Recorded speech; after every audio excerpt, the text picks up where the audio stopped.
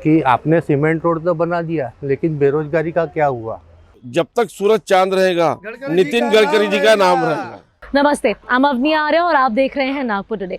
मैं इस वक्त आई हूँ नागपुर की पब्लिक का ओपिनियन लेने के लिए on the topic of this years Lok Sabha election in Nagpur. जैसे कि आप सबको पता है, नागपुर की सीट से नितिन गडकरी और विकास ठाकरे खड़े हैं वर्सेस।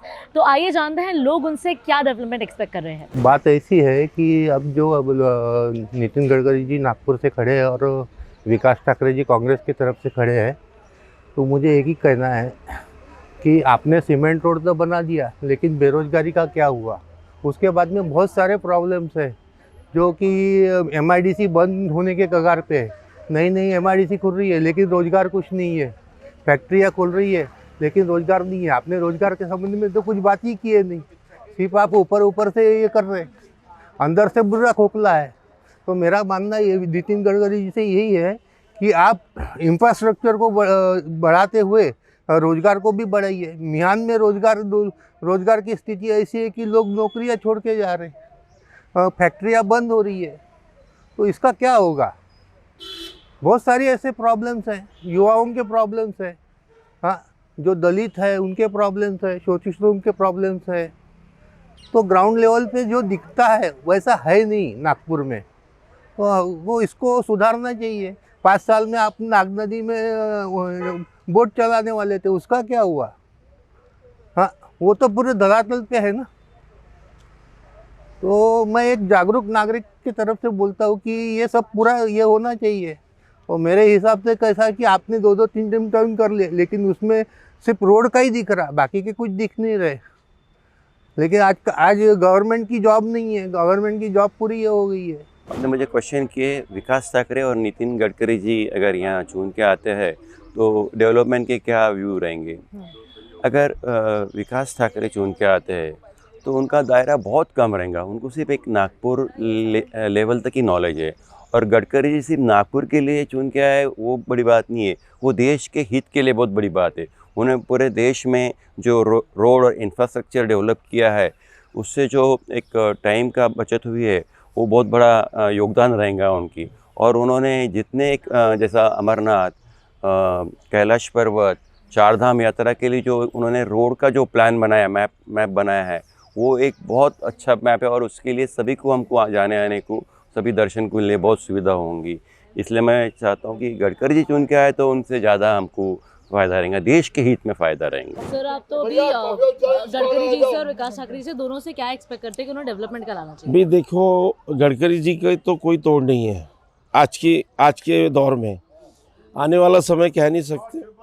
और जो नागपुर का नहीं, पूरे हिंदुस्तान का जो विकास हो रहा है, उस विकास के पूरी जिम्मेदारी गडकरी जी को जाती है। और उनको मैं इसीलिए भूमिपुत्र बोलता हूँ, और वो है भी भूमिपुत्र। तो मेरा ऐसा मानना है कि चाहे कोई उनके खिलाफ खड़ा हो जाए, लेकिन जीतकर हमारे गडकरी जी आएंगे। वो हमारे बहुत प्यारे हैं, बहुत चाहते हैं। अब की बार नहीं, जब तक सूरज चांद रहेगा नितिन गडकरी जी का नाम रहेगा, ऐसा मेरा मानना है और सबका मानना है। धन्यवाद। देखिए, गडकरी साहब को हमने देखा है, ये 3rd टर्म पे आ रहे हैं। आपने उनका अभी तक जो विकास देखा है वो सिर्फ ट्रेलर है, पिक्चर आना बाकी है। एक बार फिर से उनको चुरा के दो, फिर देखो कैसी बढ़िया पिक्चर बनती है, कैसा विकास की गंगा बहती है। गंगा नागपुर में नहीं, महाराष्ट्र में नहीं, हिंदुस्तान में नहीं, पूरे विश्व में उनकी गंगा का लहर चलती रहेगी। Thank you. चाहे ठाकरे जी हो या नितिन गडकरी जी हो, जो भी अपनी कॉन्स्टिट्यूंसी में अगर चुन के आते हैं तो वो उस एरिया का, उनके कॉन्स्टिट्यूंसी का प्रॉपर डेवलपमेंट करें, बस यही हमारी इच्छा है। नागपुर शहर में जो भी खासदार चुन के आए, हमारे पब्लिक की जो भी छोटी मोटी तकलीफ़ें हैं, जो भी यहाँ पे आज की तारीख में जो तकलीफ़ें हैं, वो पार्टी के लेवल से उठ के उनको दूर करना चाहिए। ये हमारी इच्छा है। हम भले बीजेपी के हैं, मगर कोई भी आए, गडकरी जी का तो सबको मालूम है गडकरी जी क्या क्या काम कर रहे हैं और उनका देश में कैसा नाम है और उनकी क्या क्या उपलब्धियां हैं, आपसे छुपा ही नहीं है कुछ भी। मगर फिर भी हम यही चाहेंगे कोई भी आए, मगर हमारी पब्लिक की एक एक तकलीफ़ दूर होना चाहिए। यही मैं इच्छा रखता हूँ और हमारे ग्रुप भी यही चाहता है। पर्टिकुलर एक्सपेक्ट कर रहे हैं जैसे गडकरी जी आ रहे हैं गडकरी जी जैसे आएंगे तो हमारे रोडों का तो विकास भरपूर होना ही होना है। हमारे देश की जो, या नागपुर शहर की बोले या देश की बोले, जो बेरोज़गारी की समस्या है और व्यापारियों की जो मेन तकलीफ़ है उस पर फोकस करना चाहिए। हम व्यापारियों को दिक्कतें बहुत बढ़ गई हैं और उसकी तरफ पार्टी ने दिल से ध्यान देना चाहिए। काफ़ी तकलीफ़ें बढ़ गई हैं, मगर बेचारे व्यापारी क्या है, कहीं जा नहीं सकता, बोल नहीं सकता किसी को, और उसकी सुनवाई नहीं हो रही है। और जैसे जीएसटी के कुछ मुद्दे हैं, एलबीटी बंद होने के बावजूद भी आज भी एलबीटी से भुगत रहे हैं लोग।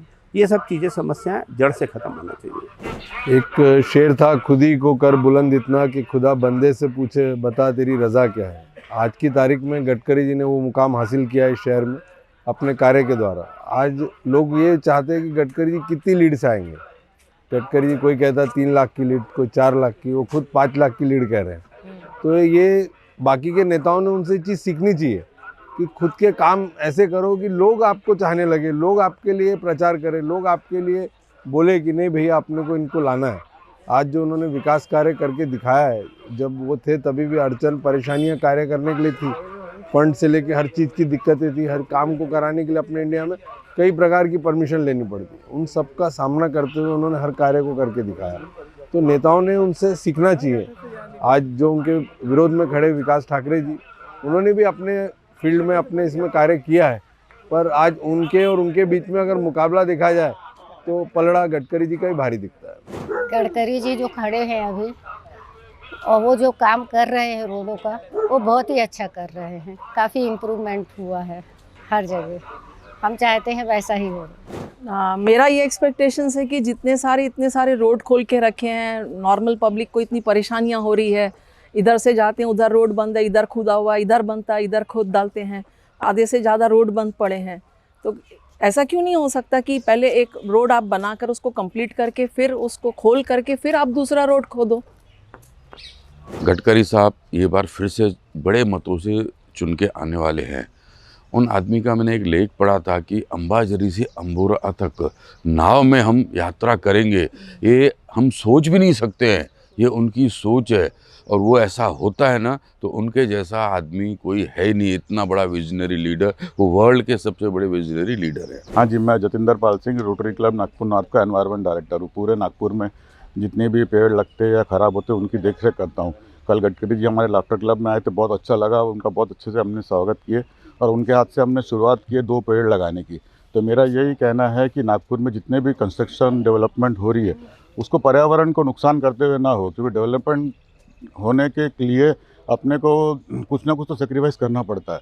लेकिन पेड़ों को बचाना बहुत ज़रूरी है। हम बोलते हैं कि अभी आज 1200 पेड़ कट रहे हैं लेकिन 5000 लगाएंगे, लेकिन उसमें सर्वाइव कितने होते हैं? तो मेरा कहना है कि देख रेख करके करना चाहिए पर्यावरण, क्योंकि अभी 45-46 टेम्परेचर तक जा रहा है, आगे चल के 50 भी जाएगा, हम सांस नहीं ले पाएंगे। तो मेरा यही है, जो गडकरी जी काम कर रहे हैं पूरे देश के लिए, पूरे वर्ल्ड में उनका नाम है, बहुत अच्छा है, लेकिन थोड़ा सा पर्यावरण में भी ध्यान देंगे तो बहुत अच्छा रहेगा। Thank you, God bless you. Gadkari ji का विज़न हमारी सोच से बहुत बाहर है, क्योंकि उनका जो विज़न है हम सोच भी नहीं सकते। आज पानी के अंदर में ट्रेन चल रही है, बुलेट ट्रेन भी पानी के अंदर चल रही है। तो ये न सिर्फ नागपुर में बल्कि पूरे विश्व के लिए भी हित में है कि गडकरी जैसे नेता आए आगे, और आगे उनका जो बहुत सारा जो योगदान है देश के विकास में, वो आगे इस तरह से बढ़ता रहे। विकास ठाकरे जी के लिए भी कुछ बोल दीजिए। विकास ठाकरे बहुत अच्छे व्यक्ति हैं, लेकिन आज देश को ऐसे लोगों की जरूरत है जो काम कर पाएँ। वो भी काम करेंगे ठीक है, लेकिन इनका जो दायरा बहुत ज़्यादा बड़ा है, इनके दायरे बहुत बड़े होने की वजह से कि नागपुर को भी फायदा होगा और देश को भी फायदा होगा। मैं कुछ बहुत ज़्यादा नहीं बोलूँगी, बस यही बोलूँगी अब की बार 400 के पार।